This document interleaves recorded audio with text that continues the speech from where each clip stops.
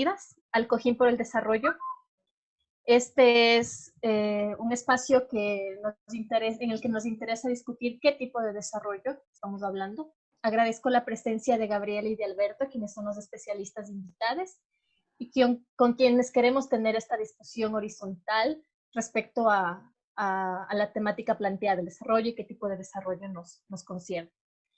El colectivo es un grupo, es el espacio que le hemos dado a este grupo de personas en el que militantes de izquierda, feministas, ecologistas, animalistas, académicos y defensores de derechos humanos nos hemos construido y nos vamos deconstruyendo también como base social y como voz ciudadana, teniendo siempre en cuenta de que todos y todas somos la política. Voy a explicar una vez más cómo funciona el Cojín. Esto ha sido enviado a sus correos, sin embargo, no está de más. En un primer momento, los especialistas van a participar 10 minutos cada uno. Vamos a iniciar con Alberto, luego seguiremos con Gabriela. Después de estos 10 minutos, mi compañero Alex va a problematizar la discusión respecto a lo que se ha dicho o con una pregunta, y van a tener nuevamente los especialistas 5 minutos para poder intervenir, cada uno. Luego de estos 5 minutos vamos a abrir el micrófono para que ustedes puedan participar. Serán elegidos 3 personas, 3 participaciones de máximo 3 minutos.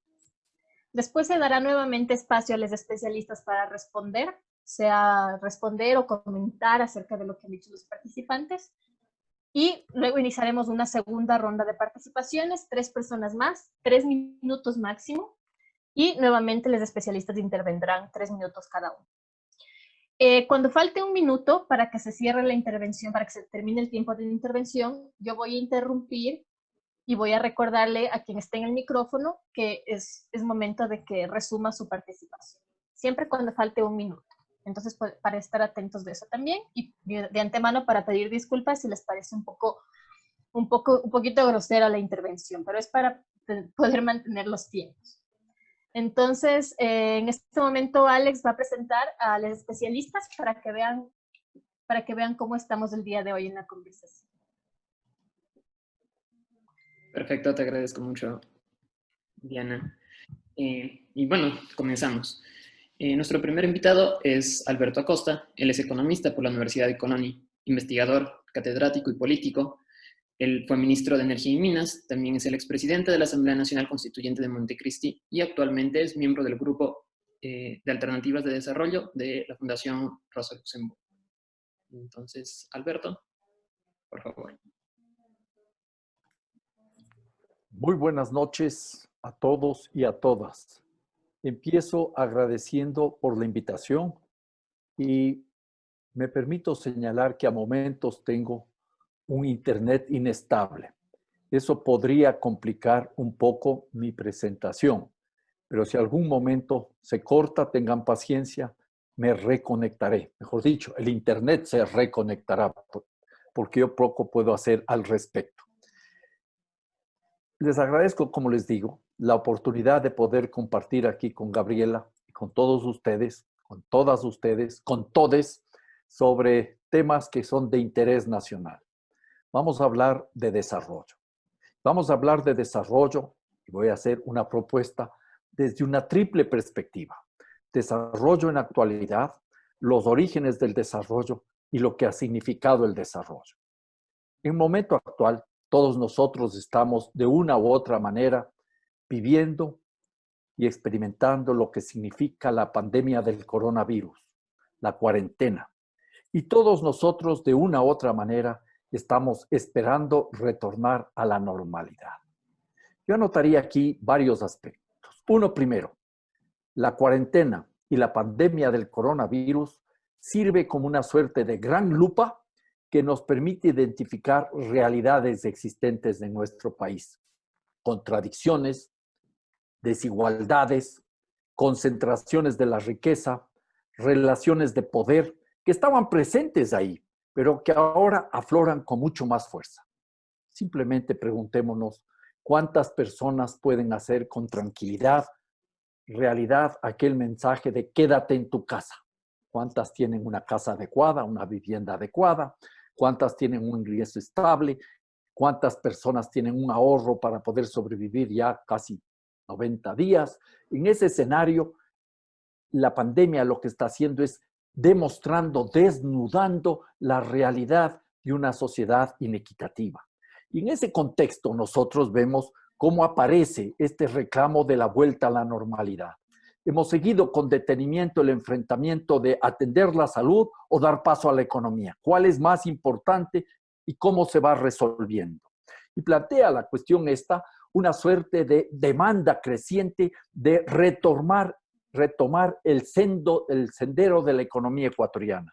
Crecimiento económico, mayores exportaciones, inversiones, consumo y, por supuesto, comienzan a aparecer algunos elementos tremendamente preocupantes, porque en la medida que vemos cómo la situación se complica, afloran, por un lado, en lo político, demandas de mayor autoritarismo que se refleja, por ejemplo, en el decreto del ministro de Defensa de autorizar el uso de armas letales para reprimir cuando haya protestas populares, o por otro lado, mayores extractivismos. Lo que se quiere es volver a la senda del desarrollo. ¿Qué desarrollo? El desarrollo que todos conocemos. Tratar de emular la realidad que fue planteada ya hace algunas décadas, y en ese sentido se habla de la necesidad de volver a transitar en el camino de la prosperidad, el progreso y el desarrollo como una meta indiscutible. Y entro en el segundo punto de mi reflexión, el desarrollo en sus orígenes. Fue un jueves, 20 de enero de 1949, cuando el presidente de los Estados Unidos, Harry Truman, planteó una suerte de mandato global. Hay que superar la situación de subdesarrollo de muchos países en el planeta, las zonas, las áreas, los territorios subdesarrollados, con problemas de hambre, con problemas de falta de empleo, con problemas de carencia de educación y de salud. Y en ese sentido, el presidente norteamericano abrió la puerta a lo que sería la mayor cruzada de la humanidad, la búsqueda del desarrollo. Desde las izquierdas y desde las derechas, toda la humanidad se movilizó detrás de esta meta, el desarrollo. Y comenzamos nosotros a transitar en la cruzada más grande que ha tenido la humanidad en búsqueda del desarrollo. Y en el camino comenzamos a encontrarnos con algunas dificultades. El desarrollo no era solo crecimiento económico, una de las primeras constataciones. Entonces habló de desarrollo social. Pero aparecieron otros temas. El desarrollo tenía que ver, por ejemplo, con las mujeres. Entonces se habló de desarrollo con equidad de género. Y aparecieron las comunidades indígenas, los pueblos indígenas. Se habló de desarrollo étnico y luego de desarrollo sustentable, de desarrollo global, de desarrollo local, de desarrollo endógeno, de desarrollo. Y se le siguió poniendo apellidos al desarrollo en una búsqueda permanente de una realidad que resultó esquiva. El desarrollo se transforma entonces en una suerte de gran promesa que sintetizaba lo que nos había ofrecido la modernidad, el bienestar para todos, todes diríamos ahora, pero en ese escenario tenemos nosotros que hacernos ya una pregunta profunda. El tercer tema de mi presentación, simplemente para abrir la reflexión y la discusión. ¿Cuántos países han logrado el desarrollo? Y entonces podríamos hacer una lista y poner 1, 2, 3, 4, 5 países. Pero el asunto es más complejo, muchísimo más complejo. ¿Los países considerados como desarrollados son realmente desarrollados? Me temo que no. Por eso hay personas como el economista que falleció hace poco, Samir Amin, un egipcio, o José María Tortoso, un brillante sociólogo alicantino, que nos dicen que hay mal desarrollo y que incluso los países considerados como desarrollados están mal desarrollados. No hay posibilidad de conseguir desarrollo. El desarrollo resulta ser una quimera. Yo he dicho varias veces y repito ahora que cuando he sido profesor del desarrollo, de teorías del desarrollo, ya desde principios de los años 80, me comí el cuento del desarrollo, y quizás desde mucho tiempo atrás, pero al terminar mi vida profesional, cuando ahora que estoy ya jubilado, me siento como un profesor de astronomía que se especializó en una sola estrella, el desarrollo. He trabajado una y otra vez alrededor del desarrollo. Y ahora constato que esa estrella no tiene luz o que esa estrella no tiene ninguna realidad. que fue simplemente un reflejo intergaláctico que nos mantuvo a todos ilusionados y lo que hizo es permitir que los grupos de poder a nivel global nos embarquen en una cruzada para asegurar sus beneficios y sus objetivos. Ese es un punto fundamental. Miren ustedes la realidad de los países desarrollados. La desigualdad está presente. Vean lo que sucede en Europa, vean lo que sucede en estos días en los Estados Unidos. La infelicidad no ha sido resuelta. Las economías han crecido. Y ahí aparece lo que los economistas llamamos el teorema de Sterling o la paradoja de Sterling, que hay un crecimiento económico per cápita permanente, creciente en los últimos 60, 70 años, con evoluciones diversas por las coyunturas correspondientes, pero el índice de felicidad se mantiene estable.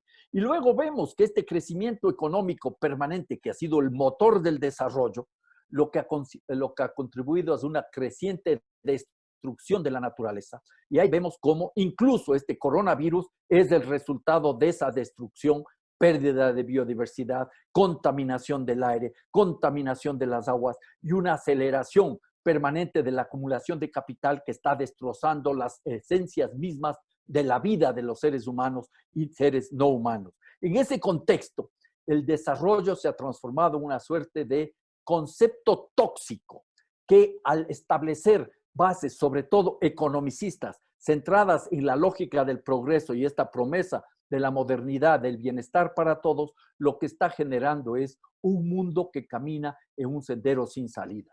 Frente a esta realidad hay alternativas. Por supuesto que hay alternativas, pero no alternativas de desarrollo, sino alternativas al desarrollo. Hay que dejar de ponerle apellidos al desarrollo y cuestionar ese concepto de desarrollo. Y ahí tenemos nosotros una cantidad de alternativas al desarrollo que surgen, por ejemplo, de los pueblos y comunidades indígenas en la Amazonía y en la sierra. Hablamos del buen vivir en el Ecuador o el vivir bien en Bolivia, suma causa, ali causa en Quichua, suma camana en Aymara, ñandareco, tecoporá en guaraní y otras tantas opciones que hay que tener presente. En África hablan del Ubuntu, que es la relacionalidad sobre todo, o el Swaraj en la India, que es el autogobierno. En ese sentido, al abrirse estas puertas, podemos comenzar a configurar el pluriverso, el mundo que permita la presencia de muchos mundos donde todos los seres humanos y no humanos puedan vivir con dignidad.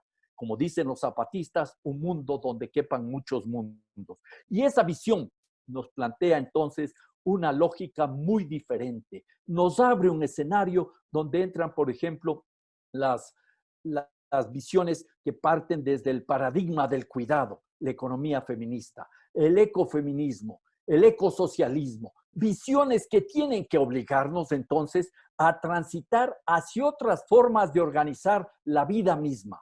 Ya no vidas organizadas alrededor del ser humano, el antropocentrismo, sino el biocentrismo. Yo creo que en ese escenario entonces estamos forzados a comenzar a preguntarnos si habremos aprendido la lección de la cuarentena, la lección del coronavirus. ¿Estamos o no en capacidad de entender que las nuevas sociedades que hay que construir y que se lo hará en el camino y no aparecerán de la noche a la mañana, han comprendido que la justicia social viene de la mano de la justicia ecológica y la justicia ecológica demanda justicia social? Todo esto en un esfuerzo por superar esta civilización del capital, el capitaloceno, que se sustenta en bases de patriarcado y de colonialidad. Ese es uno de los grandes retos que tenemos entre manos.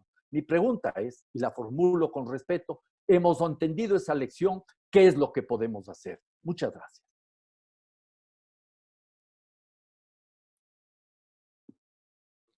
Perfecto, Alberto, te agradezco mucho.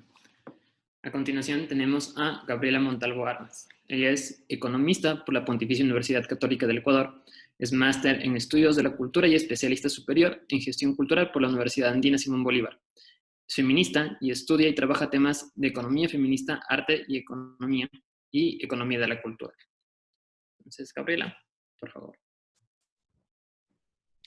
Y bueno, muchas gracias también, igual a todos ustedes por la invitación del colectivo, y también gracias a todas las personas que nos acompañan esta tarde. Bueno, yo de Alberto, creo que empecé más bien como siempre dudando de la idea del desarrollo. Y empecé dudando no solo de la idea del desarrollo, sino también de la misma noción del crecimiento económico. Entonces, voy a empezar contándoles una anécdota de mi propia vida estudiantil. Cuando estudiaba economía en un examen, me acuerdo que me atreví a sugerir la idea de que fuera posible no crecer, ¿no? De que fuera posible no apuntarle al crecimiento económico y me saqué cero en esa pregunta. Y entonces, la verdad es que desde ahí me quedé dudando, ¿no? No solamente sobre el concepto de desarrollo y sobre la idea del crecimiento, sino de lo que me estaban enseñando en la Facultad de Economía, de cuáles eran las bases teóricas, qué es lo que sostenía, de dónde venía, y cómo se formulaba también esta ciencia económica, ¿no? Porque, claro, cuando uno es joven y empieza a estudiar, y sobre todo cuando quieres estudiar economía, tienes esta cosa de que quieres realmente incidir y cambiar el mundo, y fue muy duro para mí ver cómo esta idea que, claro, como estudiante tuve en algún momento, fue cortada de raíz, ¿no? Y después conversé con otros profesores, otras profesoras, y entonces pude descubrir, por ejemplo, la propuesta que en ese momento era bastante reciente, la propuesta de Amartya Sen, que ya estaba hablando sobre estas cosas y empezando a criticar también fuertemente, y vino el Nobel de Sen, y entonces también empecé a tratar de entender de dónde venía esta negativa a aceptar estas propuestas dentro de la academia, ¿no? Y son eh, respuestas que he encontrado más bien después de bastantes años en mi vida y después de transitar por otros campos y otros caminos, eh, como, como les compartieron, yo vengo también del campo de los estudios culturales y del campo de los estudios y del activismo feminista, y es en estos campos en donde he podido encontrar mucho más claramente esas respuestas a estas dudas económicas que tuve, ¿no? Y entonces ahora puedo comprender perfectamente cómo es imposible pensar en una idea de desarrollo o de crecimiento sin comprender detrás de eso también una idea de colonia, una idea de colonia y una idea de poder, que tiene múltiples formas de manifestarse y de expresarse, y una de ellas está justamente en el ámbito del conocimiento, en el ámbito de la construcción y de la generación de pensamiento en la academia, y cómo eso ha tenido una especialísima influencia en el campo del conocimiento y del pensamiento económico. Y luego me dediqué a estudiar también mucho sobre la historia del pensamiento económico para comprender esto, ¿no?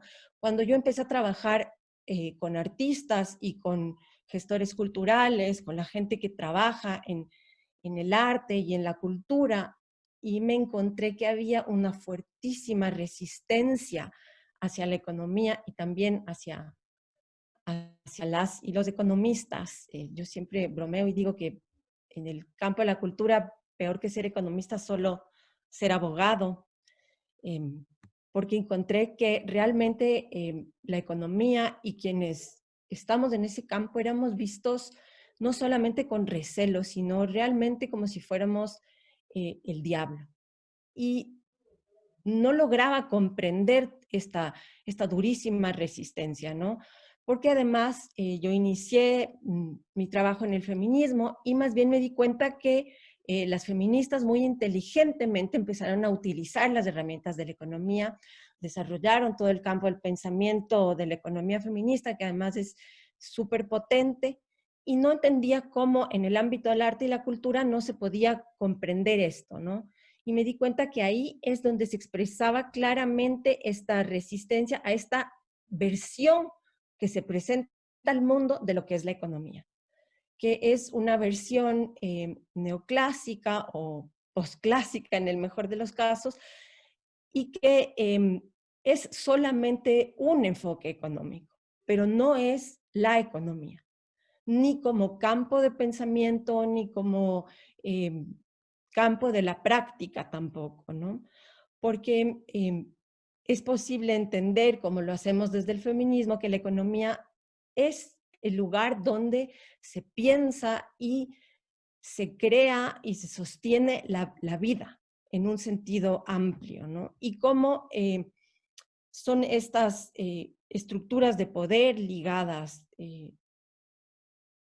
a lo académico también, lo que han ido determinando qué forma de la economía es la que vemos y es la que consideramos universal, la que consideramos como única, y es la que con diversos mecanismos, incluso o básicamente mecanismos de financiamiento, ha logrado que se establezca un enfoque del pensamiento económico como dominante, en el que incluso se permiten ciertas ramas heterodoxas o ciertas vertientes críticas, como para introducirle un poquito de democracia, pero nada más, de manera que se presente la economía casi como si fuera una ciencia dura, una ciencia exacta, ¿no? ¿Y por qué es importante esto con relación al desarrollo? Porque solamente una ciencia social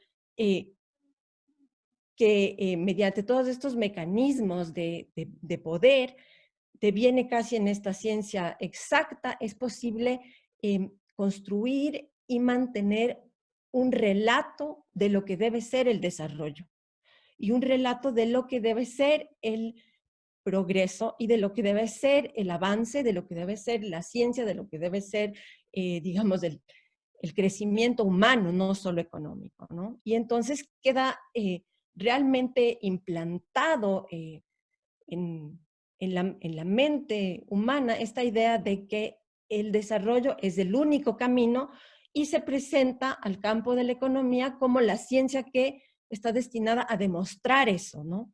Como si fuera una cuestión física, una ley de la física, ¿no? Y así se va construyendo este relato hegemónico de la economía, ¿no? Y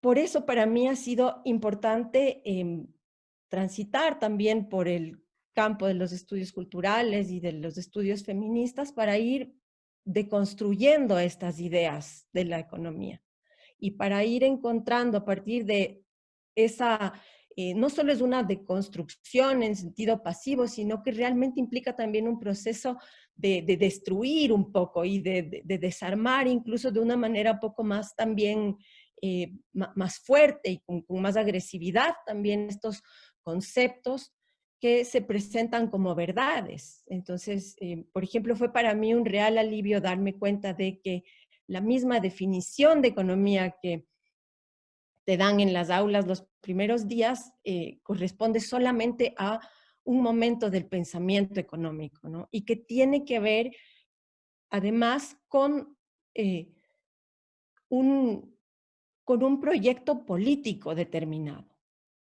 Y entonces tú te das cuenta que en esa definición que te dice claramente, ¿no? La economía es la ciencia que se encarga de distribuir los recursos escasos para las necesidades infinitas.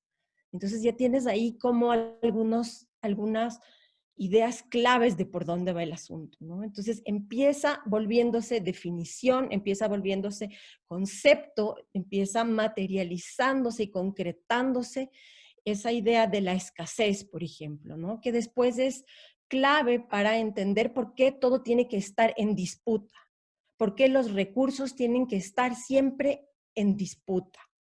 Es decir, si es que yo te doy más a ti, significa que le tengo que dar menos a otro. Si es que voy a poner más esfuerzo aquí, significa que voy a restar los esfuerzos acá, porque ya partes de la misma idea de escasez. Partes también de otros conceptos claves en este proyecto político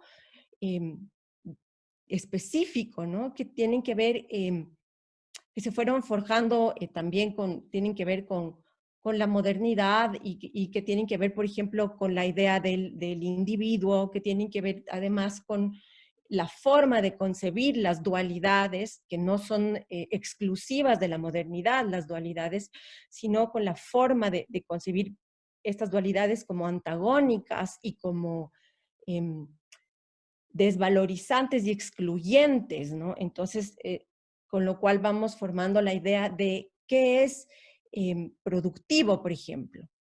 Y entonces, solamente, además las dualidades, dime, ¿me queda un minuto? Bueno, o sea, tenemos esta idea, entre todas estas dualidades, hay dos que me interesa rescatar, ¿no? Especialmente, que son esta idea de la productividad.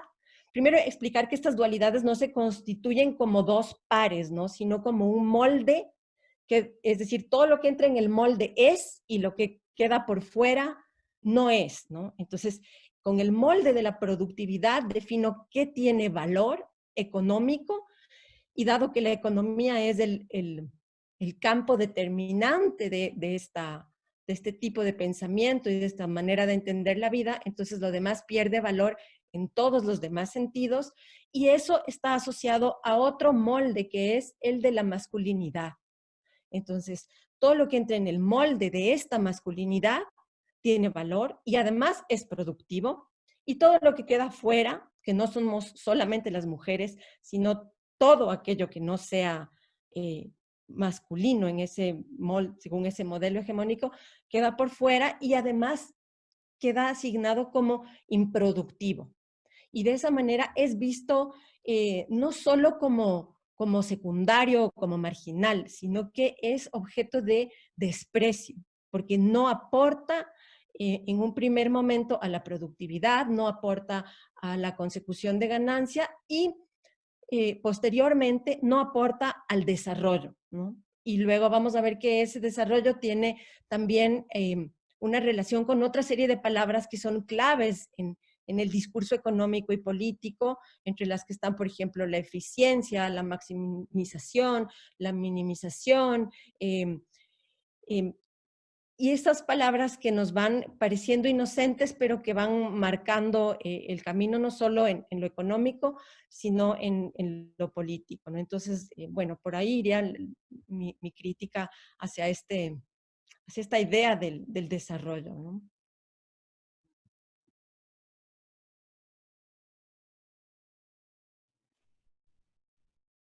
Perfecto, Gabriela. Sí, les quiero agradecer mucho a los dos invitados, han aportado con ideas muy interesantes. Ahora lo que a mí me gustaría hacer es ubicar la conversación en nuestra región, y para eso quisiera retomar la tesis de Wallerstein sobre el sistema mundo, en donde existe un norte global que se alimenta del sur global. Y eso complica mucho las alternativas que puede tener Latinoamérica como región, debido a que continuamente ha sido explotada. Latinoamérica, casi desde sus inicios, ha sido un lugar de extracción de recursos, más no tanto de administración de recursos. Entonces, quisiera ubicar eso y precisamente me quedé mucho con lo que Gabriela mencionó sobre lo que es productivo. Porque muchas cosas en verdad sí pueden ser productivas, pero no para este sistema capitalista global. Es decir, lo que no alimenta esta maquinaria se lo califica de no productivo, se lo califica de inútil, se lo califica precisamente de despreciable. Pero muchas de las alternativas mencionadas por Alberto pueden entrar en esta misma categoría de ser inútiles, entre comillas. Entonces, esa es mi pregunta. Desde nuestra región y entendiendo la complejidad de nuestra economía basada en el extractivismo y constantemente siendo golpeada por explotación, ¿qué se puede hacer desde acá, desde el sur?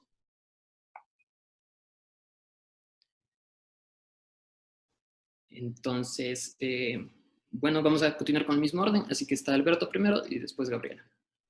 Sí, Alberto, 5 minutos y Gabriela también 5 minutos, por favor. Cuando falte un minuto les voy a avisar. Alberto. Bien, empezaría yo retomando algo que señaló Gabriela antes de responder esta inquietud que ha sido formulada. ella nos dice que hay algunos términos, algunos conceptos que parecen inocentes y no lo son, de ninguna manera, no son inocentes. Esta búsqueda, por ejemplo, del crecimiento económico a como dé lugar, se hace en base a ¿qué? A conseguir un incremento de la competitividad. Y para ser competitivos, nosotros tenemos que buscar, de alguna manera, reducir los costos, porque somos competitivos en relación a otras personas, a otras empresas, a otros países. Y eso entonces, en el caso concreto de América Latina, nos conlleva a buscar, por ejemplo, ser más eficientes o menos costosos en términos de mano de obra. Y estamos viendo la flexibilización laboral. Vemos también lo que representa, por ejemplo, la búsqueda de competitividad forzando la explotación de la naturaleza, porque eso es otro de los elementos que ha caracterizado, como señaló ya, la realidad de América Latina, economías primario exportadoras. Y eso es lo que está apareciendo en la actualidad. ¿Cuáles son las lógicas de las leyes aprobadas en la Asamblea Nacional, esa mal llamada ley de apoyo humanitario, que lo que hace es abrir la puerta a la flexibilización laboral y en paralelo las mayores posibilidades para ampliar la frontera megaminera y todo con lógica de productividad y, como dice Gabriela con razón, de masculinidad. ¿Qué sugeriría yo entre las muchas cosas que hay que hacer? Al poner en duda estos conceptos, empezando por el concepto de progreso en su visión productivista, empezando por el concepto de desarrollo en tanto mandato global y buscando alternativas desde nuestra realidad, nosotros tenemos que ir identificando algunas falacias. Miren un dato que me parece interesantísimo apegado a la realidad que estamos viviendo. En los últimos casi 90 días han estado cerrados los restaurantes, los bares, las fondas. No ha habido lo que aparece en la medición del Producto Interno Bruto como este sector de restaurantes, de hoteles y demás. No ha habido esa producción. Ha estado paralizada. Si medimos el Producto Interno Bruto como el gran índice, que a mi modo de ver es un índice mentiroso, nos encontramos que aunque ha habido una reducción en ese sector de la economía, pero hemos dejado de comer, hemos dejado de producir alimentos. Entonces, eso es un elemento eminentemente interesante para desmontar estos conceptos. Y ahí vemos con claridad lo que significa la economía de la reproducción de la vida, que no es comparable a la reproducción del capital. Son dos realidades que han sido manejadas sistemáticamente como una estructura de poder que se sustenta en el control de las relaciones de género en la economía, en la sociedad y en la política. Este es un punto que a mi modo de ver es clave y fundamental. Y entonces nosotros, como una economía primario exportadora, tenemos que cuestionarnos esa lógica de volvernos competitivos, destrozando la base de la economía, la base de la sociedad, que es la propia naturaleza. Esta no es una cuestión simplemente de infantilismo ecológico, como diría algún personaje, del cual mejor ni quiero nombrarlo. La realidad es que nosotros tenemos que reencontrarnos con las bases mismas de la vida. La vida está en la naturaleza. Entonces la economía tiene que estar al servicio de los seres humanos, pero los seres humanos viviendo en armonía con la naturaleza. Y una de las grandes tareas para sintonizarme con algunas de las reflexiones de Gabriela es desmontar el pedestal de ciencia social exacta que aparenta tener la economía.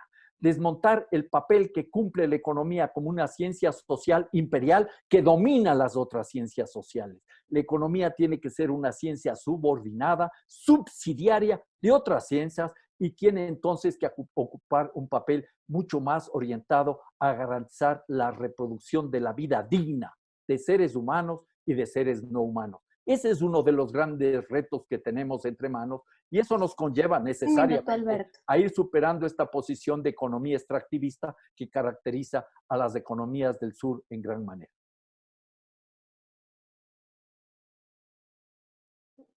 Muchísimas gracias, Alberto, por tu participación. Continuamos entonces con Gabriel, igualmente 5 minutos. Cuando falte un minuto yo te aviso.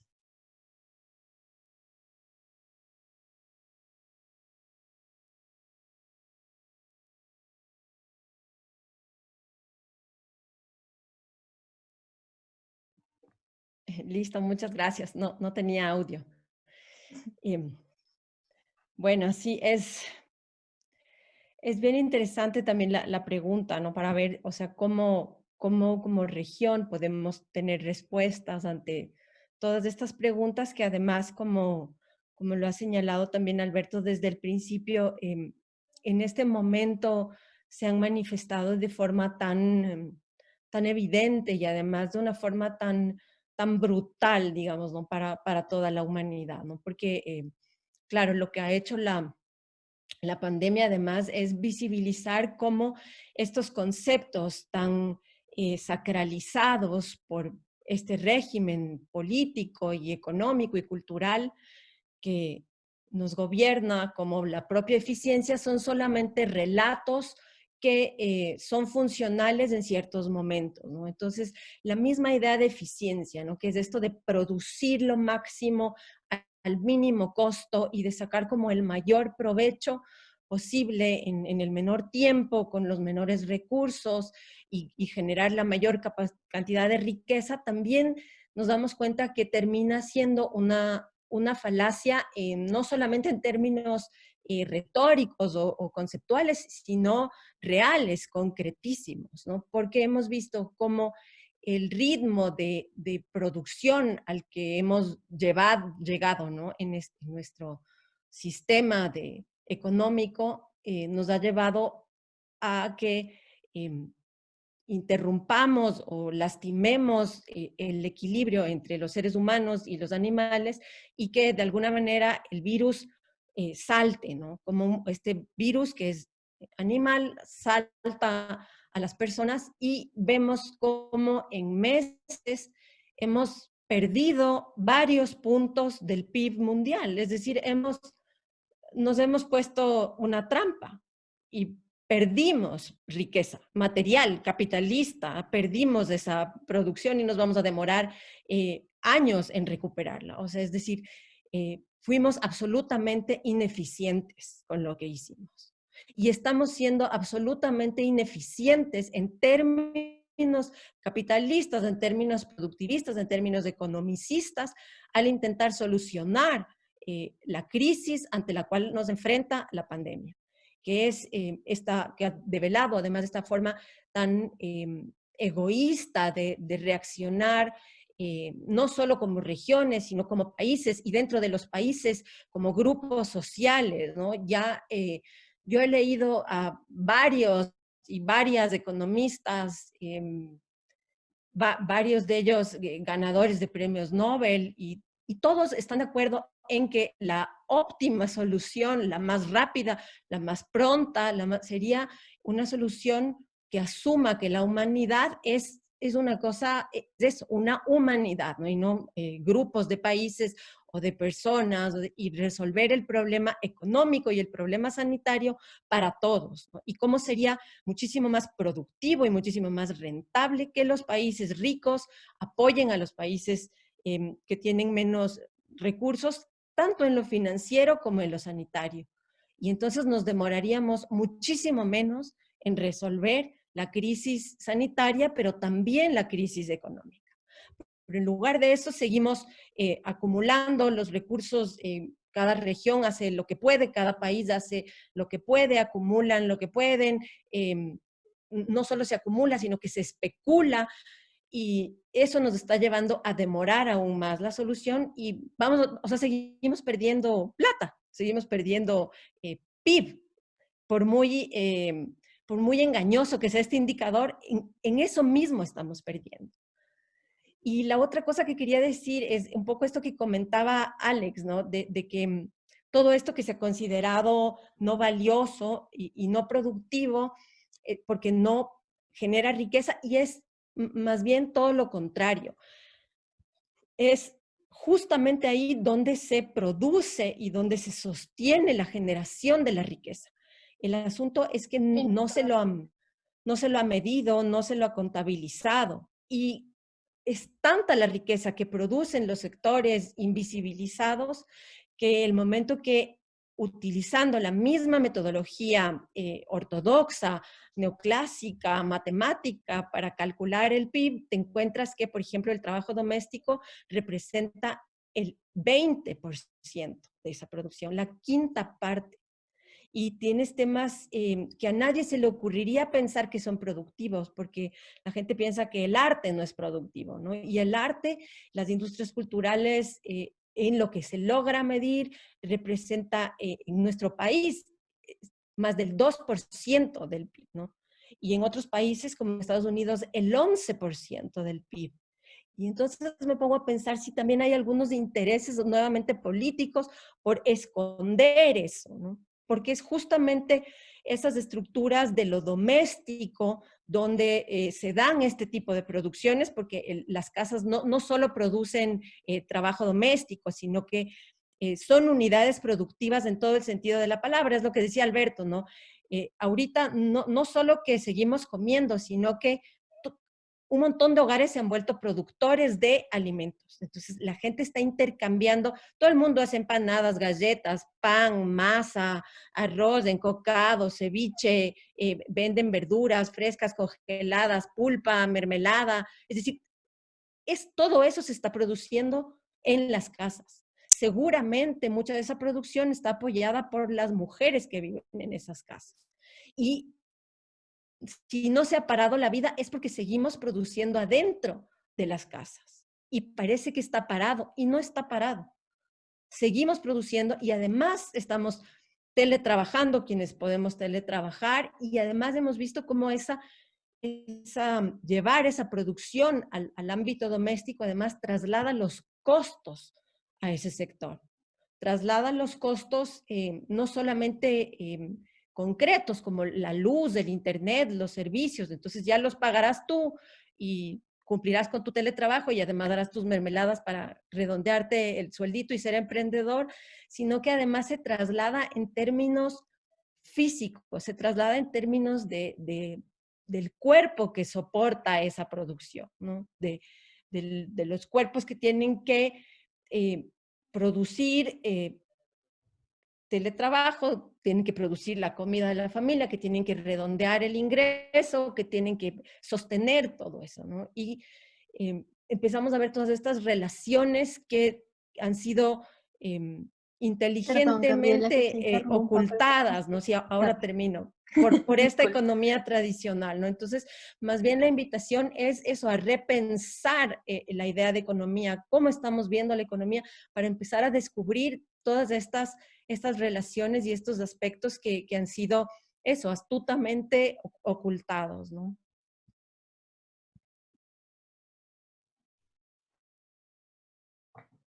Muchísimas gracias, Gabriela. Vamos a empezar con las intervenciones de los y las participantes.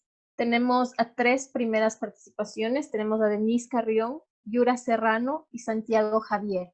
Si por favor pueden, nosotros les vamos a dar la palabra, mi compañero les va a ayudar con el micrófono, si es que pueden, para que activen la cámara y poder verles mientras participan también.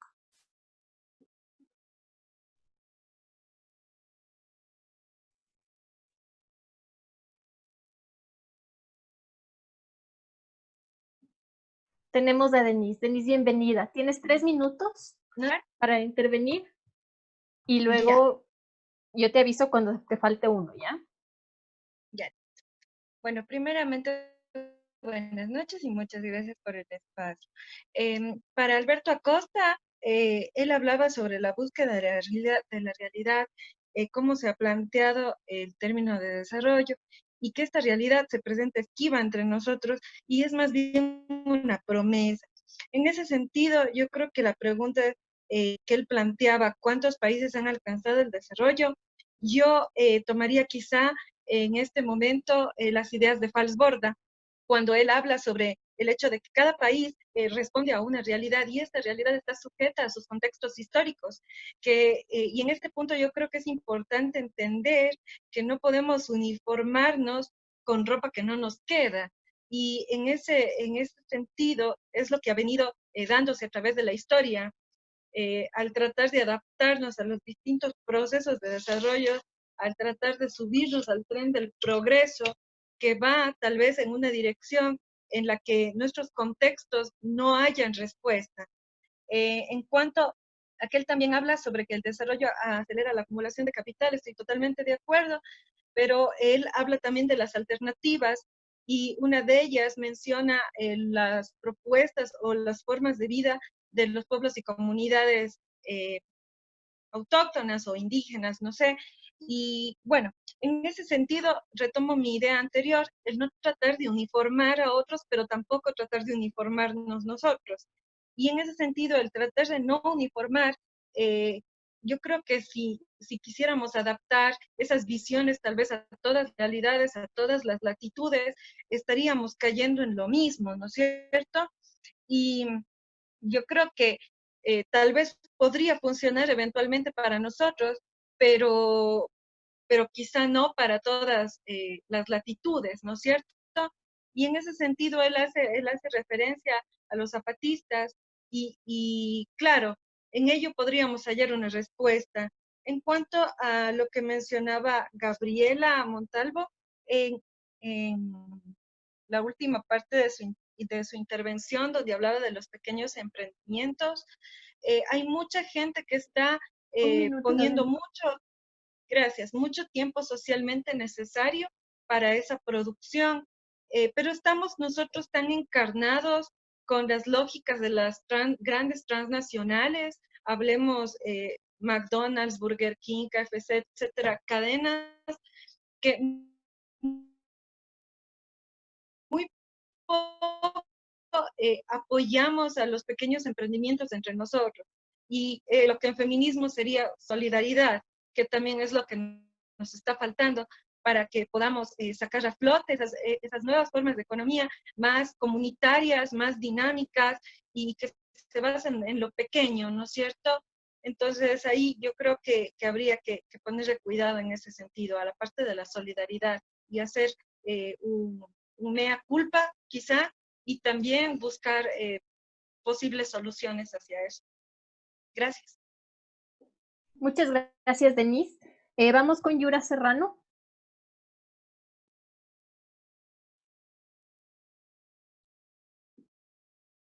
Sí, por favor, puedes activar tu cámara para... Chévere, gracias. Ay, sí. Hola, un saludo a todas, todos. Gracias al colectivo por el espacio. Creo que se han insistido en varias cosas que resultan fundamentales insistirlas en la coyuntura en la que atravesamos, que obviamente guardan algún tiempo, digamos, colocadas en la discusión, sobre todo académica, que de alguna manera ha permeado también en una dimensión política en el país. Creo que hemos sido también testigos de aquello, y hubo una apuesta sin duda movilizadora, fuerte, intensa, que tuvo, digamos, varios resultados. Quizá el más concreto de ellos, la Constitución del 2008. Sin duda, hacer alusión al desarrollo implica un cuestionamiento en múltiples niveles, como se ha manifestado aquí. Una dimensión semántica de lo que implica la palabra desarrollo, un cuestionamiento profundo a esto. Una también filosófica en términos de paradigma y de horizonte de sociedad, que ha sido también cuestionada. Y sin duda implica una dimensión política que creo que es fundamental también abordarla. Creo que es profunda e intensa los resultados que existen en términos académicos, en términos de cuestionamiento de la puesta en discusión de la categoría desarrollo y en la posibilidad de avisorar escenarios de salida. Pero, digamos, la rueda y el eje político es quizá en el que mayores dificultades se han encontrado. Alberto constituyó de alguna manera una opción hace algún tiempo, y la pregunta aquí es obviamente la construcción de una propuesta política con posibilidad y capacidad de articulación hegemónica, ¿sí? ¿Cómo podemos traducir esto que se está planteando en una opción de carácter obviamente convocante, articulador de una mayoría social que consiga de alguna manera resultados concretos? Por eso yo quería plantear dos interrogantes bastante Un concretas. minuto. Uno, ¿es posible hablar de decrecimiento económico en países como el Ecuador, que guardan, un lugar marginal y periférico en la economía global, y que a través de la pandemia se ha visto mayormente evidenciado? No solo si es posible, sino es justo también cuando hay una composición y una brecha social gigante, en la que obviamente se vuelve a la pregunta si es necesario solo la distribución o la producción de nueva, entre comillas, riqueza, que quisiera más bien hacer alusión como realización material. Y la segunda interrogante, volviendo a la cuestión de la pandemia, ha habido una gran discusión sobre cuáles son los horizontes de salida y de la pospandemia. Hay una vertiente inclusive filosófica que habla de la salida vía un comunismo radical, que ha sido cuestionada, esta tesis puesta sobre el escenario de Zizek. ¿Cómo se avisora para esta vertiente que cuestiona el desarrollo en sus diferentes expresiones, que no creo que hay solo una visión alternativa, creo que son múltiples y las experiencias también son múltiples, para países como el Ese Ecuador? ¿Qué segundo. salidas serán las latinoamericanas de la crisis? Gracias. Estas para ambos. Muchísimas gracias, Yura. Vamos con la siguiente persona, que es Santiago Javier. Sí, sí, buenas noches con todos los Buenas presentes. noches, Santiago, bienvenido. Tienes 3 minutos. Ya, gracias. Disculparán el tuteo tal vez con los dos ponentes. Bueno, yo comienzo tal vez con la última pregunta que nos dijo Alberto, y es tal vez va como una respuesta personal, y no sé si sería una pregunta tal vez, sino que me gustaría tal vez conocer su opinión. Yo lo plantearía como la respuesta, como una deconstrucción. Pienso que la educación es algo fundamental. Entonces, en este sentido, yo planteo una deconstrucción de la educación, pero no solo basándonos o refiriéndonos al conocimiento de lo que nos pueden enseñar en una institución o algo así, sino que en relación a lo que es a la cultura, una cultura política, una cultura social, a una cultura con relación a mi otro, a mi compañero de al lado. Y claramente diría que estaría todo esto relacionado con todo lo que implica o lo que es el sentido común de lo que se nos ha venido implementando con este sistema, el patriarcado, el capitalismo, en que cada persona tiene que ser más competitiva que la otra para poder superarse. Entonces, yo les diría que es una deconstrucción de la educación en el sentido de darle una verdad al concepto de desarrollo. ¿Y por qué se me planteó esto? Sino ayer justamente estaba viendo una publicación en mis redes sociales donde que en síntesis decía que la violencia es el camino, la violencia no es el camino, la educación sí, signo de pregunta al último.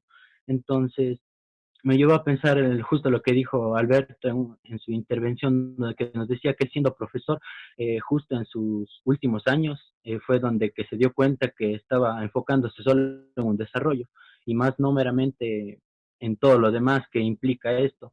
Entonces, si para uno, un profesor tal vez que está al alcance de los conocimientos y todo, se le puede llegar a confundir esto, yo creo que para personas comunes o sociedades así, en la mayoría, como que se nos confunde más, nos llegamos a confundir más y como que ponemos en prioridad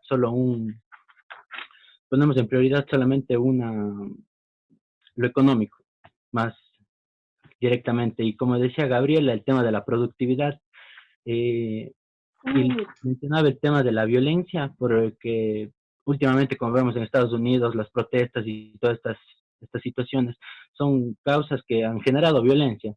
Entonces, no sabría hasta qué punto decir que eso es bueno, o sea, o emocionante. Sé que los derechos no se consiguen muchas veces solo con palabras. El tema de los derechos de la mujer, de todos los derechos de la historia son por luchas que han tenido los pueblos, que han tenido las mujeres para conseguir lo que hoy tienen.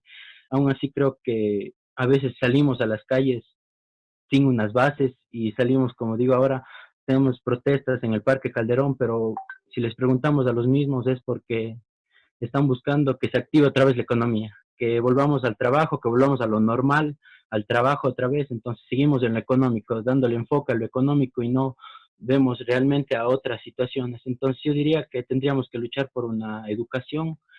Tal vez yo creo no podremos salvar a Ese nuestra sería bueno. generación porque es algo que va a llevar tiempo hasta que se adapte, hasta que lo puedan entender todas las personas, el mensaje llega a todas estas personas.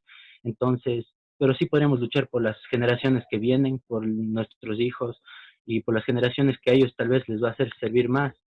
Eh, Quería hacer énfasis en el informe Brundtland como último punto, que decía que las crisis tienen que ser conocidas como una y no darles apellidos como se menciona Alberto, como darle apellidos, una crisis económica, crisis ambiental, crisis social. Es una sola crisis, al igual que el desarrollo es uno solo. Entonces, tendríamos que formar unas bases, que sería la educación, pero la educación de la cultura, una educación de apoyarnos más en lo que es las cuestiones políticas. Creo que el poder, pero un poder de cambio, creo que es algo fundamental para poder llegar a un desarrollo verdadero y no solo en promesas, aunque un poquito Santiago, contradictorio. disculpa que me interrumpa, pero tenemos que dar paso a los siguientes participantes. Sí, Termina, solo por termino. favor. Creo que tenemos que dar un poquito de esperanza, puesto que de esto creo que la humanidad necesita un poco de esperanza para seguir adelante. Gracias. Muchísimas gracias, Santiago. Bueno, antes de pasar a las respuestas de Alberto y de Gabriela, quisiéramos agradecer la acogida. Ha superado nuestras expectativas y en realidad es para nosotros muy, muy importante contar con sus opiniones, con su discusión en este espacio. Así que muchísimas gracias. Continuamos entonces con Alberto, 3 minutos igualmente, y luego vamos con Gabriel. Alberto. Agradezco las preguntas. Cada una de ellas ameritaría una reflexión larga y casi que debería irme a preparar para poder dar una respuesta adecuada. Empezaría con lo que señala Denise. Denise pone ahí un ejemplo que me parece muy interesante. Vimos el desarrollo como la posibilidad de ponernos una ropa ajena. Ese es el desarrollo, ese es ese mandato global. Tenemos que desarrollarnos y comenzamos a prefigurar un escenario de cuál debería ser ese horizonte movilizador, el de los países desarrollados. Y como traté de demostrar en mi corta intervención inicial, estos países desarrollados están mal desarrollados. Es imposible reeditar el estilo de vida de los países ricos. Si todos los seres humanos tuviéramos el mismo nivel de consumo que un habitante del planeta de los Estados Unidos, requeriríamos seguramente 6 planetas en términos ambientales. Si tuviéramos como meta el consumo y la producción, los niveles de consumo y producción de un habitante de Europa, requeriríamos 4 planetas. Como dice Celia Cruz en su canción, no hay cama para tanta gente, no hay planeta para tanta gente y para tanta brutalidad. Piensen ustedes que China consumió en 3 años, 2011, 2012 y 2013, 6.515 millones de toneladas de cemento y está buscando hacer realidad su derecho al desarrollo. 1.5 veces más que lo que consumieron los Estados Unidos en todo el siglo XX. Eso es irrepetible. Y entonces ese es uno de los grandes problemas y esa es una de las grandes críticas al desarrollo, que se presentó como un mandato global indiscutible al cual tenemos que seguir, teniendo como referencia los países que consideramos desarrollados. Y en ese camino, ese mandato global fue destructor, porque menospreciamos, rechazamos nuestras propias capacidades y nuestras propias posibilidades.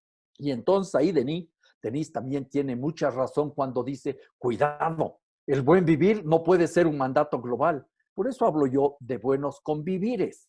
Ahora, cada territorio y cada comunidad tiene que estructurar una lógica de buen vivir o de buenos convivires, entendiendo que como seres humanos vivimos en comunidad, somos comunidad humana, pero somos simultáneamente comunidad natural, somos naturaleza. Y eso nos demanda entender lo que significan las relaciones de reciprocidad, de solidaridad, de respeto, sobre todo lo que consideran en el mundo indígena las relaciones espirituales. Desde esa perspectiva, entonces, sin romantizar los mundos de la indigeneidad que hay en diversas partes del planeta, hay mucho que aprender de esas comunidades que tienen una larga memoria y que han demostrado saber convivir en armonía con la naturaleza. Por eso hablamos también de los derechos de la naturaleza. Yura nos plantea un tema también crucial, la cuestión política. ¿Cómo impulsar estas ideas del buen vivir o del vivir bien, como dicen en Bolivia, para hacer realidad? Y ahí viene la duda.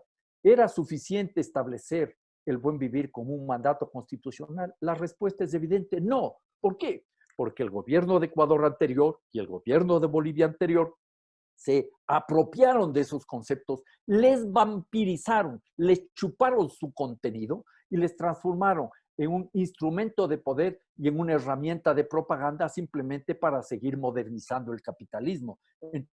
Entonces, aquí lo fundamental es que tenemos que estar conscientes de las capacidades que tiene ese concepto transformador, alternativas al desarrollo y de la necesidad de comenzar a construir desde lo comunitario. Yo diría que por ahí hay que comenzar a trabajar y en ese escenario tenemos que plantearnos el tema del decrecimiento. Sin lugar a dudas, no se trata que cuando se habla de decrecimiento, los países ricos van a mantener su nivel de consumo y su nivel de bienestar y los países pobres se van a mantener en la miseria y en la pobreza para no poner en riesgo el equilibrio global. No, los países pobres tienen que decrecer en esos niveles de consumo, de bienestar, que lo han logrado sobreexplotando a los países empobrecidos y a la naturaleza. Y simultáneamente hay que entender que cuando hablamos de decrecimiento no es una crisis económica, no es menos con la lógica de hacer lo mismo que se estaba haciendo, no menos para hacer lo mismo, sino algo diferente, un cambio en la lógica de la sociedad, en las lógicas de producción y en las lógicas de consumo y del relacionamiento con los seres humanos. En esa clave de la pospandemia, un par de ideas fuerza. Una, sabemos con claridad que la salud no puede ser una mercancía. La salud es un derecho, pero no cualquier tipo de salud.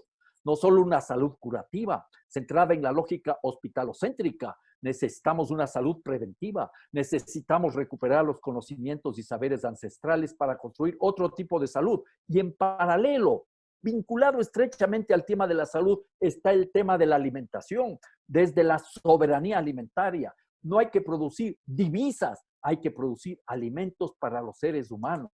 Y eso demanda ya otro tipo de agricultura, agroecología, agricultura campesina, un relacionamiento que nos conduce necesariamente al tema de los ingresos. Y ahí hay que comenzar a trabajar en la renta básica universal sin condiciones, como un punto de partida para ir construyendo paulatinamente otro tipo de sociedad.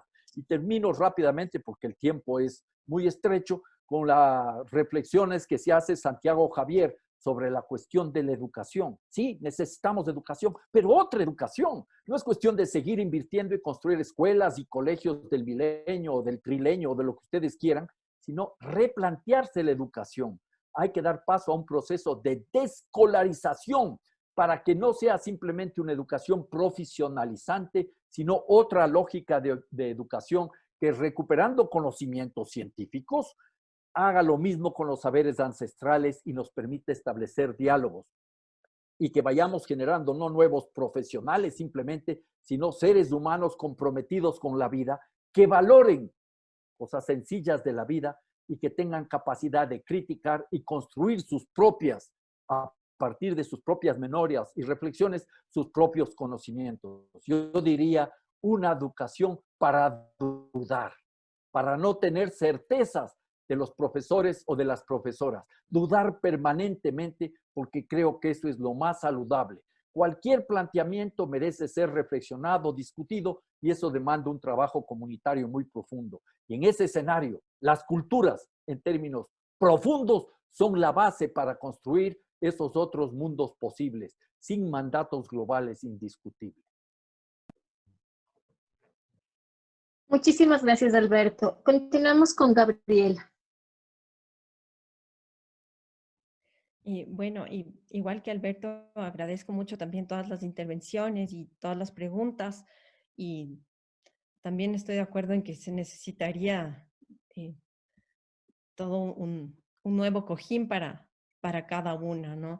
Y yo entonces voy a hacer referencia un poco a los puntos que se señalaron más dirigidos más dirigidos a mí. La única cosa a la que quiero hacer referencia es un poco con lo que empecé, ¿no? Diciendo que no me parece posible hablar de desarrollo sin volver a la idea de colonia también, ¿no? Porque es esta idea de, o sea, el desarrollo serviría para que tú llegues a ser como el modelo, para que tú en algún momento vayas superando todas tus deficiencias y puedas lograr ser como la imagen del desarrollo, ¿no? Que es justamente lo que decía Alberto. Y creo que eso sí hay que pensarlo en términos de relaciones de poder, en términos de lo que fue la colonia en su momento, pero también lo que significa ahora los otros procesos de colonización o de hegemonía política, simbólica, cultural. Y con eso, más bien quiero hablar un poco también de lo que se proponía, por ejemplo, con respecto a los emprendimientos o a la solidaridad o al tipo de consumo que hacemos, ¿no? ¿Por qué aparentemente preferimos comer KFC o McDonald's que otro tipo de alimentos, ¿no? Y entonces ahí tengo que regresar otra vez a esta noción que tenemos sobre la definición de lo económico, ¿no? Sobre esta cuestión de la escasez, de la producción y de las necesidades, y de ir pensando en cada una de esas palabras, ¿no? ¿Qué quiere decir la escasez o qué quiere decir las necesidades humanas? Y creo que de ahí también hemos partido siempre de la falacia, primero de que las necesidades son infinitas, ¿no? Como que es algo que no nos vamos a saciar nunca y vamos a querer siempre más y más y más consumo, entonces tenemos que producir más y tener más plata y tener más bienes. Cuando las necesidades humanas, lo estamos viendo ahora mismo, son pocas y son comunes a todos los seres humanos. Es decir, tenemos unas necesidades fisiológicas elementales, respirar, dormir, alimentarnos, y tenemos unas necesidades que trascienden lo fisiológico también y que es lo que nos convierte en personas y que es justamente lo que se ha visto en este momento, ¿no? Tenemos necesidad de comer, pero tenemos necesidad de comunicarnos y tenemos necesidad de sentirnos acompañados y tenemos necesidad de observar, tenemos necesidad de bailar, de movernos, y hemos descubierto que ir a comprar el pan realmente es un lujo y que recibir un rayo de sol era parte de nuestras necesidades y que tal vez escuchar música o ir al cine o habrá quien extrañe un festival cultural de otro tipo, esas también son necesidades y que no las hemos considerado en su real importancia. Y hemos partido además de esta idea no solo dual, sino siempre piramidal de la modernidad, ¿no? Que además nos dice, solo cuando tú ya hayas comido vas a poder pensar en la salud, y cuando ya estés sano vas a poder pensar en educarte, y cuando ya te eduques vas a poder pensar en, y así, y al final, solo al final vas a poder pensar en tu espíritu o la cultura o lo que se conoce como entretenimiento o en leer o en disfrutar de un poema. Esos son lujos. Y no son lujos, son necesidades humanas, ¿no? Todos estos economistas que han estudiado durante décadas cómo es la vida cotidiana en la pobreza, ¿no? Como los economistas que ganaron el premio Nobel el año anterior, saben que incluso las personas que viven con menos de $1 al día destinan hasta el 34-35% de ese mínimo, súper mínimo ingreso a temas que tienen que ver con el entretenimiento, que tienen que ver con la participación en festivales, que tienen que ver con los rituales, que tienen que ver con tener televisión. Entonces nosotros pensamos, los pobres no deberían tener televisión, los pobres deberían ahorrar, los pobres deberían comer mejor, los pobres deberían invertir en educación. Y estas personas que viven en esa situación de pobreza han respondido literalmente, la televisión es tan importante como la comida, es su ventana de comunicación con el mundo. Es es decir, no se puede dividir estas dimensiones de la humanidad, ¿no? No se puede pensar como si solamente una cosa fuera importante. ¿Y por qué tiene que ver esto con KFC o con McDonald's? Que me parece a mí que hay algunas visiones políticas que sí han comprendido clarísimamente la importancia de esa dimensión cultural, simbólica, de esa necesidad de consumo, vamos a decir así, de cultura, y que han logrado establecer como dominante también sus formas de ser en lo cultural, y a través de eso además se vuelve a alimentar el círculo, porque además a través de todo el mecanismo audiovisual, de toda la producción cultural, también se van fortaleciendo otros patrones de consumo, como querer satisfacer la necesidad del hambre con KFC en lugar de con, no sé, con humitas o con hornado o con encocado o con cualquier otro tipo de comida, ¿no? Entonces hay unas relaciones entre todas esas cuestiones aparentemente disociadas. Y hay unos intereses en que veamos a lo cultural como no importante, que se vea como suntuario, que se vea como improductivo, que se vea como lo que no importa, lo que tiene que ser resuelto al final.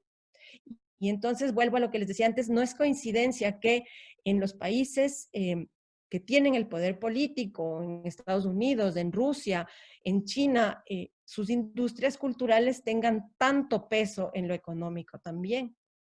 Y que sean justamente esos contenidos los que se exporten y los que se transmitan y los que estemos acostumbrados, pensamos que estamos acostumbrados a consumir, y los que nos van conformando además en los otros aspectos de la vida, ¿no? Entonces, no se trata solamente de tener solidaridad con estos emprendimientos, sino que tenemos que hacer una reflexión más profunda de dónde vienen estos patrones de consumo, de dónde viene la necesidad de sentirme parte del mundo de McDonald's, y pensarlo también en clave de estas otras necesidades, ¿no? De estas otras necesidades que se piensan como no importantes, y por eso mismo si en nuestro país no se atiende como política pública el tema de la salud, muchísimo menos el de la cultura, ¿no? Muchísimo menos. Entonces, es de empezar a dudar nuevamente de lo que hemos considerado prioritario, de lo que hemos considerado estratégico, y eso nuevamente tiene que ver con lo que hemos considerado masculino, con lo que hemos considerado valioso. Entonces, a nadie se le ocurriría decir que el sector de... Gabriela, vamos cerrando, por favor, gracias. Que estos sectores estratégicos son lindos o son bonitos, o que dedicarse a la minería es algo lindo, y que mientras que alguien que se dedica a la música sí es lindo, ¿no? Que son como adjetivos femeninos, que se ligan a lo feminizado. Entonces, todas estas dimensiones de las que hemos hablado y estas dualidades en verdad están, tienen una relación, y si no partimos de ir desentrañando esos hilos que conducen los unos a los otros, entonces no vamos a poder desenmarañar toda la cuestión que nos ha llevado a las crisis múltiples en las que estamos ahora, ¿no? Y entonces ahí también invitarles, al igual que Alberto, siempre a la duda, ¿no? Y yo me atrevo incluso, desde el feminismo, me atrevo incluso a dudar de lo ancestral, me atrevo incluso a dudar de los mismos presupuestos comunitarios o de los pueblos, porque ahí también hay unas dualidades y algunos conceptos que se han sacralizado y por tanto aparecen como intocables o como que están ahí para ser protegidos, ¿no? Y las feministas comunitarias ya nos han venido a enseñar que incluso de todo aquello que se ve como sagrado, es posible dudar, y estaría muy bien dudar, y estaría muy bien preguntarnos no solo sobre el patriarcado occidental, sino también sobre este patriarcado posible que masculiniza al sol y que feminiza la tierra, o este tipo de de conceptos que tenemos ahí como sagrados, ¿no? Entonces, eso, invitar siempre a la duda, a la crítica, a la pregunta y a proponer espacios como estos en los que podemos hacernos preguntas y más que darnos respuestas entre todas.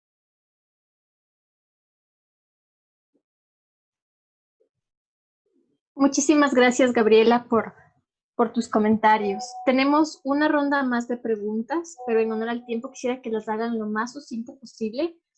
Les voy a dar 2 minutos a los siguientes participantes y luego, para que Alberto y Gabriela puedan responder, les invito a que de una vez hagan su cierre y se refieran a las preguntas que hagan las personas en este momento. Hagan el cierre, les voy a dar 5 minutos a cada uno, igualmente yo les aviso del tiempo y demás. Entonces vamos a seguir con eso. Las siguientes personas que van a participar son Jorge Esteban Criollo, Yadis Vanessa Vanegas, Anabela Medalí Shanay. Por favor, si empezamos con Jorge. Jorge, si quisieras encender tu cámara, tienes 2 minutos. Yeah. ¿Cómo están? Muy buenas noches. Bueno, yo me quiero referir un poco a lo que va a pasar post pandemia, ya que después de esto se van a ver muchos países que se van a ver afectados tanto económicamente, socialmente, y van a querer salirse de esto. Pues bueno, o sea, mi pregunta sería, ¿cómo creen qué va a pasar post pandemia? ¿Qué sectores se van a ver afectados? Según mi criterio, muchas empresas extractivistas van a querer entrar a todos nuestros países, van a querer afectar todo eso y bueno, y como nuestra economía va a ser bastante golpeada por la pandemia, van a decir, no, chuta, ingrese, ingrese, ingrese, ingrese, ingrese. Y justamente esa es mi pregunta, ¿qué se va a ver afectado? Va a haber bastantes poblaciones que desaparezcan, tanto indígenas, sectores sociales que se van a ver afectados, va a haber bastante, yo pienso que no sé, no me salen ahorita las palabras, pero bueno. Eso es un poco lo que yo quería tocar. Y me parece muy importante también lo que decía, este desarrollo solo se le ve como tanto desarrollo económico, que todos los países van a crecer solo en eso y en nada más. Y no se ve tanto en los sectores sociales, no se ve. Uno de los ejemplos que yo daba bueno, en clases, es que en, en la Amazonía se pretende ver que, bueno, hay escuelas que están hacia el aire libre, no tienen baños ni nada de esto, y no se hacen estudios, y bueno, se hizo en una escuela amazónica un baño y no, y estos que estaban ahí no los utilizaban, es que estos baños pasaron así de la nada, y eso sería mi intervención, no es mucho. Muchísimas gracias, Jorge. Vamos a seguir con Yadis Vanessa. Si me das la palabra, por favor. ¿Me escuchan? Sí, te escuchamos. Ya, buenas noches, muchas gracias por el espacio, qué gusto escucharles, Gaby y Alberto.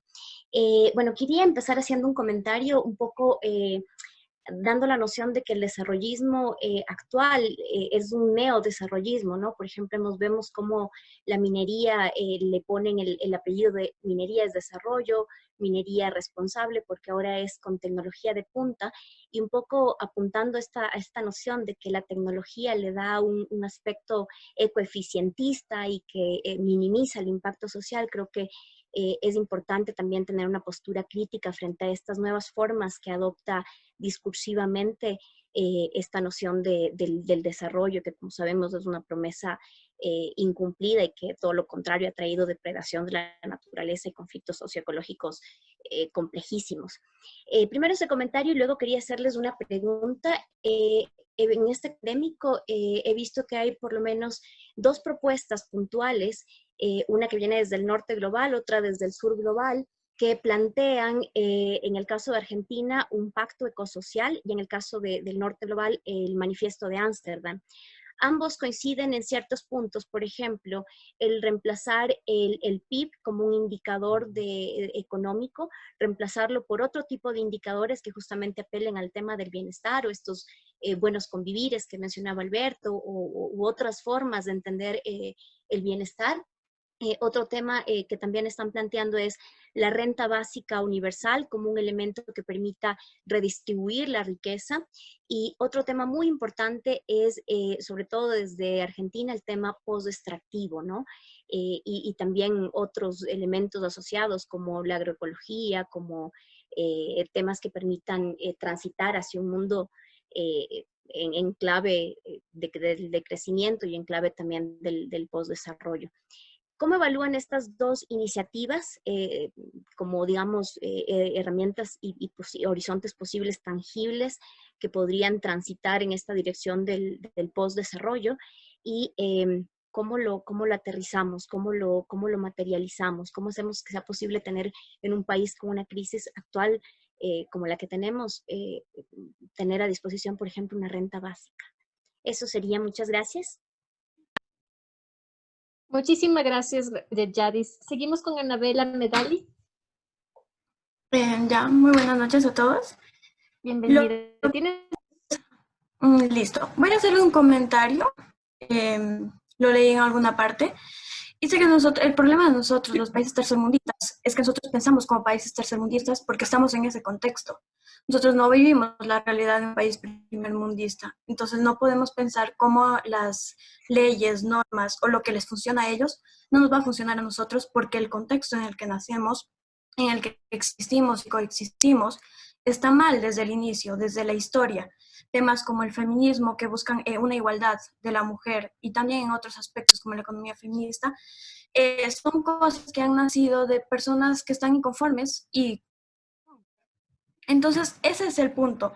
Nosotros tenemos cierto contexto histórico en el que nos hemos desarrollado y que es difícil que nosotros cambiemos a otra realidad.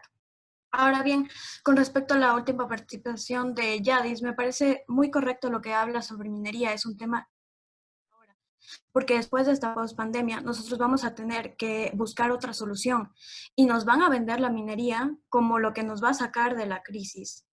Y tenemos que ver que en ese contexto nosotros vamos a pensar que sí, esa va a ser la vía por donde tenemos que transitar para poder salir de ahí, para poder generar recursos.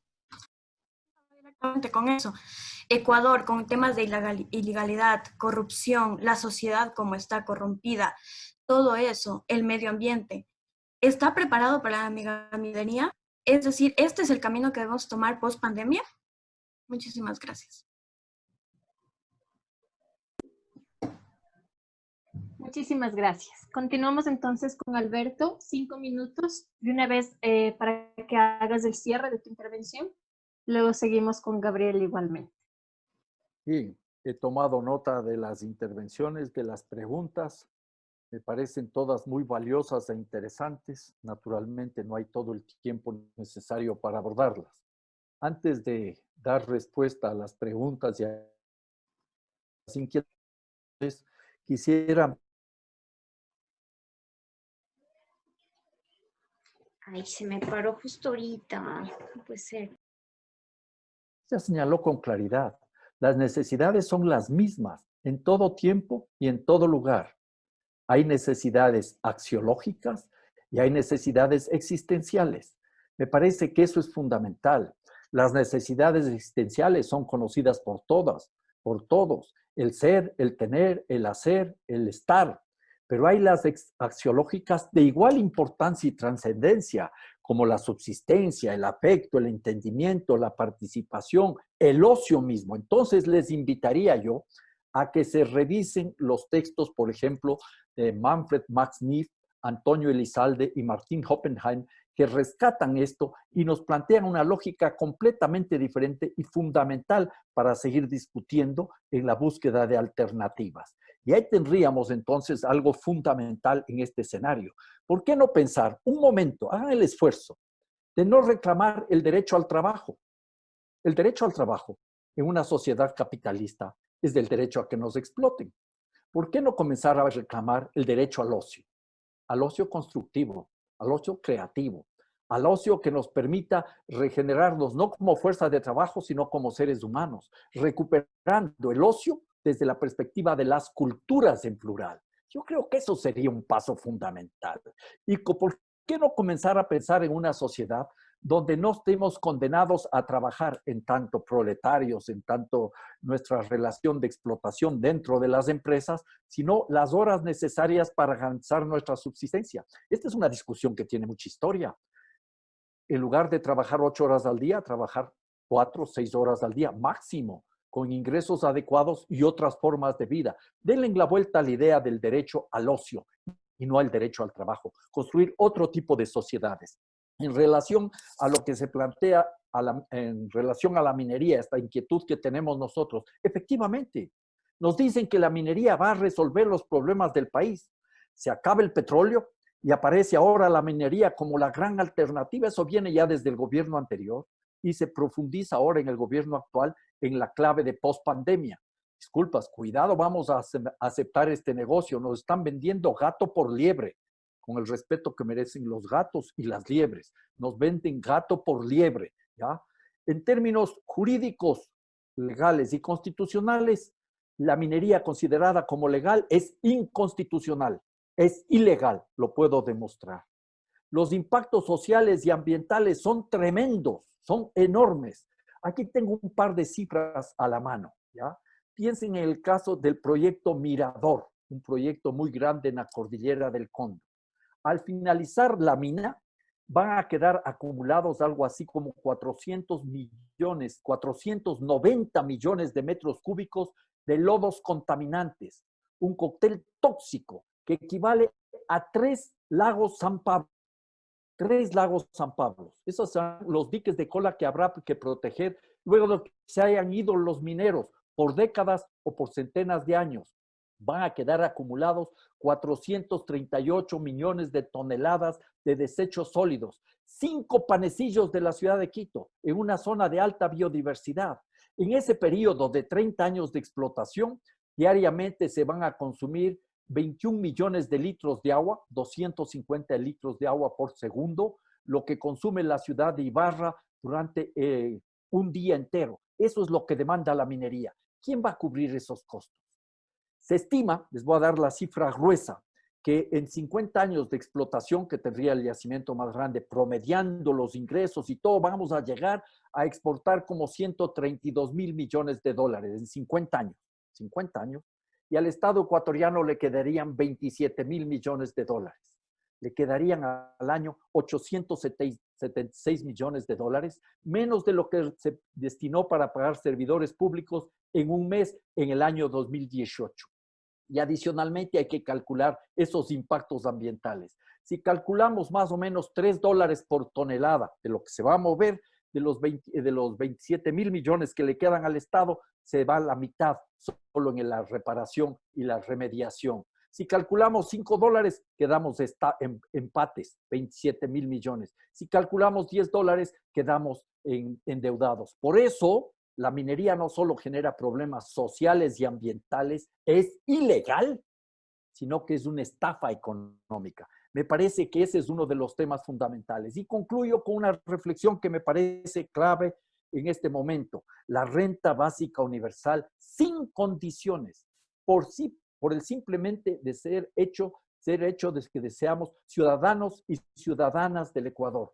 Todos tenemos derecho a un ingreso mínimo básico sin condiciones. Eso garantizaría una mínima calidad de vida en términos de alimentación y de vivienda para la población. Hemos visto ahora, en medio de la cuarentena, en medio de la pandemia, cómo millones de compatriotas han vivido en situaciones de pobreza y de miseria. Y entonces, en ese sentido, la renta básica universal sin condiciones es un mecanismo, uno de los tantos mecanismos que hay que profundizar. Y igualmente hay que seguir trabajando desde estas propuestas del Pacto Ecosocial del Sur, por ejemplo, que está surgiendo de todos los países. Organizaciones y personas de América Latina están planteando un Pacto Ecosocial del Sur que lleva en sí la necesidad de una transformación civilizatoria. No vamos a salir de la noche a la mañana.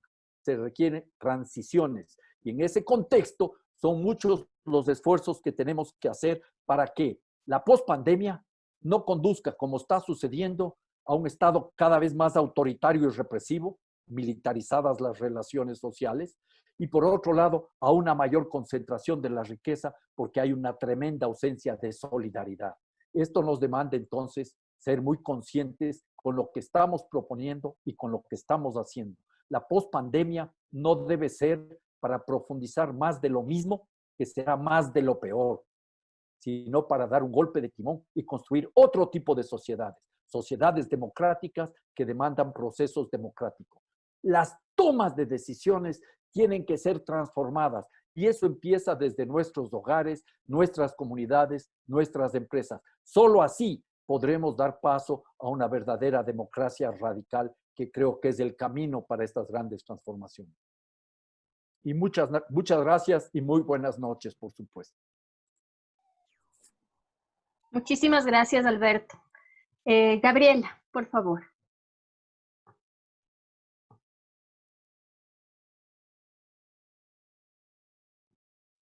Bueno, ahí creo que ya tengo audio, ¿me escuchan?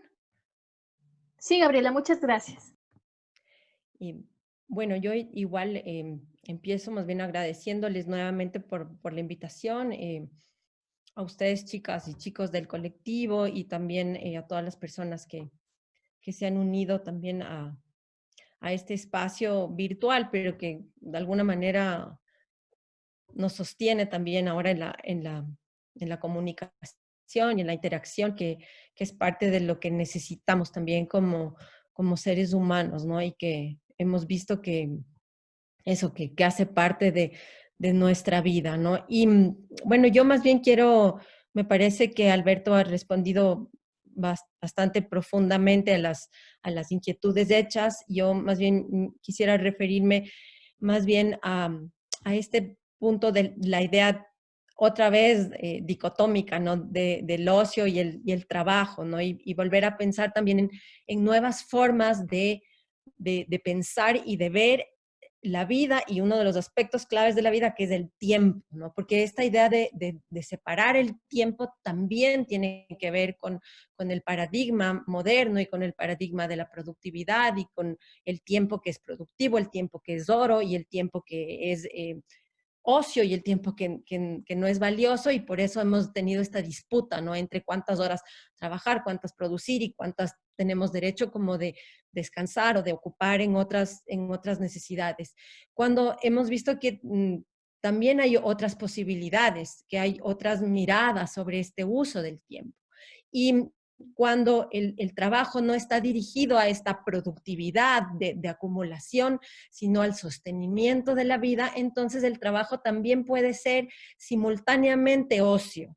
Entonces tenemos estas actividades que yo recuerdo cuando era niña, y yo viajaba bastante a Tuntaki, me acuerdo que nos sentábamos con las tías abuelas y entonces desgranábamos frijol, desgranábamos alberjas, y era un momento en el que obviamente hay un trabajo y estamos consiguiendo un producto, pero estaban las historias de las tías abuelas, estaba el disfrutar del paisaje, disfrutar del aire, del estar juntos mientras trabajas al mismo tiempo, que es algo que sucede en el campo, ¿no? Que sucede en otras formas de vida. Entonces yo no creo que en todos los pueblos o en todas las formas de vida se estén preguntando sobre esta posibilidad de dividir o de cuántas horas sumarle a uno u otro espacio, sino de cuánto disfrutar el tiempo integralmente, ¿no? Y cómo se puede sostener esa vida con disfrute al mismo tiempo, ¿no? Entonces, eso, o sea, dudar de todo, atrevernos a dudar de todas estas cosas que se presentan como dicotómicas, como excluyentes, como estas dualidades, ¿no? Y con respecto al cambio de indicadores que también se propone, y del que habló también Alberto, sobre todo que se ha criticado ya bastante tiempo al indicador del PIB, me parece que si es que queremos cambiar de indicadores, es decir, desde la economía feminista sostenemos que nada es neutral y nada es objetivo en sí mismo, ¿no? Entonces, tampoco esta construcción de indicadores es tan objetiva, ni científica, ni neutral, ni vacía, sino que responde a una mirada. Y si estamos midiendo cuánto producimos, es porque estamos en un marco de pensamiento que le da prioridad a esa producción. Entonces, el cambio de indicadores va a ser una consecuencia natural de ir cambiando ese marco de pensamiento, el paradigma en el cual concebimos a la economía. Entonces, les he oído a varias personas que han intervenido ahora y en otros foros sobre esta paradoja, ¿no? De primero la salud o primero la economía, primero la vida o primero la producción. Es como si fueran dos cosas que no tuvieran que ver la una con la otra. Si no producimos alimentos, si no producimos recursos, no vamos a tener vida. Y evidentemente, si no estamos sanos, va a ser imposible producir nada. Entonces, nuevamente estamos viéndolo todo en este modelo de dividir y de considerar como excluyente lo uno de lo otro. La economía no es la antítesis de la vida. La economía, como decía Alberto, tiene que estar para ponerse al servicio de ese sostenimiento de la vida. Eso es lo que propone justamente la economía feminista, ¿no? Cambiar el punto focal desde esta producción, desde la acumulación, desde los mercados, hacia ese sostenimiento de la vida en su sentido más amplio. Y también me gusta referirme a los pensadores de la economía de la cultura, ¿no? Que hay un economista que se dedica a la economía de la cultura, que es David Crosby, y él dice que la economía, él ve a la economía como el chico tímido, digamos, del norio, no tan guapo, que está en una fiesta, y mira a la cultura como la chica más guapa de la fiesta con la que la economía quisiera bailar, ¿no? Entonces, con esa mirada de humildad, él acerca a la economía, a la cultura y al arte, y no desde esa mirada soberbia de la economía exacta que hemos descrito al inicio, sino de estas otras formas de ver y de pensar la economía. Y por último, con respecto al escenario post pandemia, yo he estado reflexionando mucho sobre el tema de la privatización y los derechos, ¿no? Y en algún dibujo animado vi que llegaba al extremo la privatización en el que ya teníamos como unas burbujas alrededor y unas botellas de aire. Entonces, el aire estaba privatizado. Y es un poco a lo que estamos llegando, ¿no? Yo suelo salir a correr por la calle y veía que no todo el mundo tiene la misma posibilidad o sea, que no estamos respirando en igualdad de condiciones. Y eso es, si el agua ya está privatizada, si el agua ya ha sido instrumentalizada, estamos llegando al punto en el que quien tiene un espacio verde, una terraza, un algo, puede respirar. Quien está en el hacinamiento, quien se ve obligado a salir a la interacción, no puede respirar en igualdad de condiciones. Tiene que usar la mascarilla, hay trabajadores que tienen que usar 2 y 3 mascarillas y no están respirando en igualdad de condiciones que los demás. Entonces, ya ver eso es como la simbología más cruel de lo que hemos construido como humanidad, ¿no? Entonces he pensado mucho también en otros derechos que no resultan tan evidentes y que vienen de otro campo que me apasiona, que es el de los estudios de la ciudad, el de la arquitectura, y he pensado en este derecho a la ciudad, en el derecho al espacio, en el derecho al paisaje, en lo que una pobladora de una favela de Brasil le decía a Jordi Borja, y le decía, nosotros también tenemos derecho a la belleza,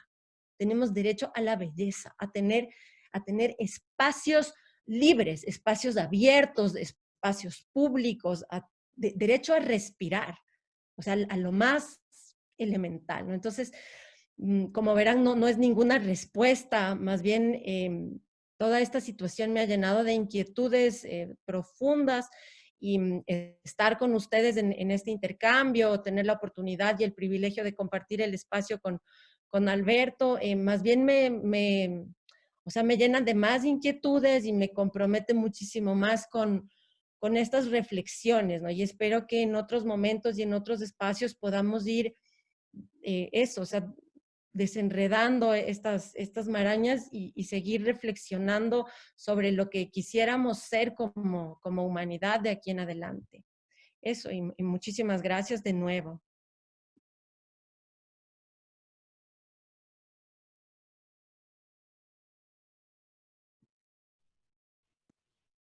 Muchísimas gracias, Gabriela. Muchísimas gracias, Alberto. Bueno, yo creo que es momento de dar cierre a este espacio. Mi compañero Alex nos va a colitar con esa parte. Perfecto, Diana, muchas gracias. Sí, creo que ha sido valiosísima todos los aportes que han hecho en esta noche. Y creo que hay dos factores primordiales que se han repetido continuamente. Y creo que el más fuerte de ellos ha sido el de dudar.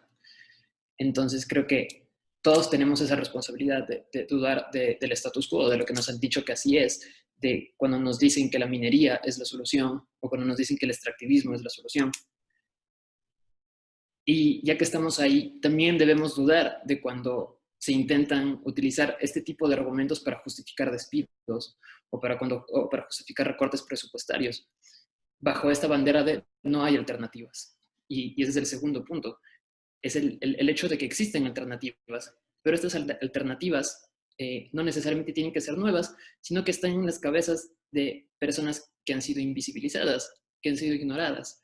Entonces, eso es lo que quiero rescatar de todo esto, que nos han brindado muchísima información, pero creo que eso es algo que podemos hacer todos. Todos podemos dudar del status quo que estamos viviendo y todos podemos acercarnos a estas nuevas informaciones, a estos nuevos modos de vida.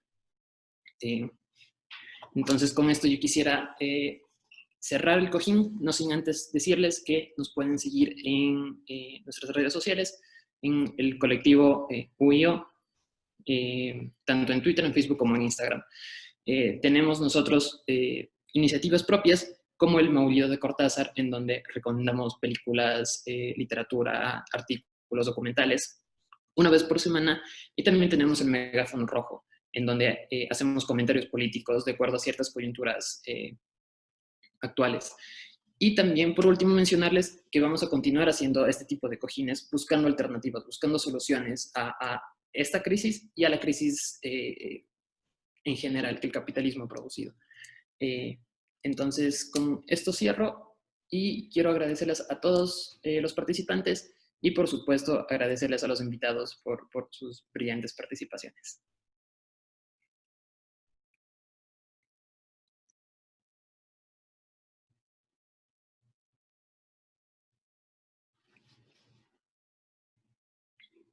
Alberto, Gaby, pueden hablar. Muchas gracias. Fer. Te agradezco muchísimo. Alberto. He disfrutado la reunión. Me habría gustado continuar conversando. Había muchos temas. Lo que señaló Gabriela al final, esa forma de ver la inequidad. En tanto la gente no tiene acceso a aire limpio, a aire puro. Me quedó flotando en el aire lo que en el escenario, en el ambiente, lo que dijo el rato de morir George Floyd. No puedo respirar. ¿Cuántas personas no pueden respirar? Gracias, Gabriela, porque eso me dio mucho para reflexionar. ¿Cuántos de nosotros hemos pasado la cuarentena sin ponernos la mascarilla? Porque tenemos el privilegio de la clase de tener un sitio más o menos adecuado para estar. ¿Cuántas personas han tenido que vivir en la calle buscando un pedazo de pan para sobrevivir, para no morirse de hambre, corriendo el riesgo de la enfermedad? Creo que este es un momento para seguir conversando y seguir construyendo. Les mando un abrazo grande y les agradezco por la invitación.